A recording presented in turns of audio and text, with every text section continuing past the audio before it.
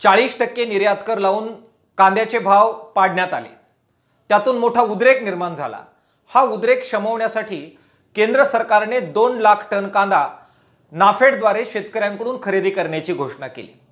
आता हा नाफेडद्वारे खरेदी करणारा जो कांदा आहे त्याच्यासाठी अटी शर्ती जाहीर करण्यात आलेल्या आहेत। 12 अटींमधून पास झालेला कांदाच केवळ नाफेड खरेदी करणार आहे।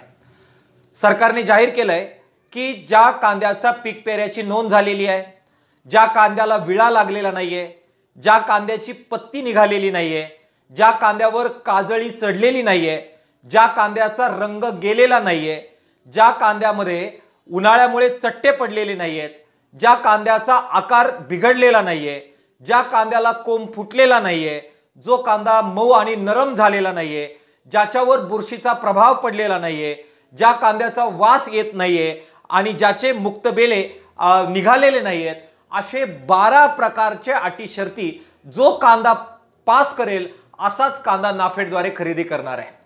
या सगळ्या अटी शर्ती पाहिल्या की भीक नको पण कुत्र आवर असे म्हणण्याची वेळ दुर्दैवाने शेतकऱ्यांवर येणार आहे। 4 महिने साठलेला चाळीतला कांदा या 12 अटी शर्ती पास करेल असं जर कोणाला वाटत असेल आणि असा कांदा जर महाराष्ट्रामध्ये शिल्लक असेल तर तो शोधूनही कदाचित सापडणार नाही, अशी परिस्थिती निर्माण होणार आहे। सरकारने शेतकऱ्यांची क्रूर चेष्टा चालवलेली आहे। 40 लाख टन कांदा शिल्लक असताना केवळ 2 लाख टन कांदाच खरेदी करण्याची भूमिका घ्यायची, तोही वाढी भावाने नव्हे तर आत्ता जो भाव चालू आहे त्याच भावाने कांदा खरेदी करायचा आणि तो कांदा खरेदी करत असताना सुद्धा अशा प्रकारच्या पूर्ण करू न शकणाऱ्या 12 अटी शर्ती कांद्यावर लावायच्या आणि असाच कांदा आम्ही खरेदी करतो म्हणायचं।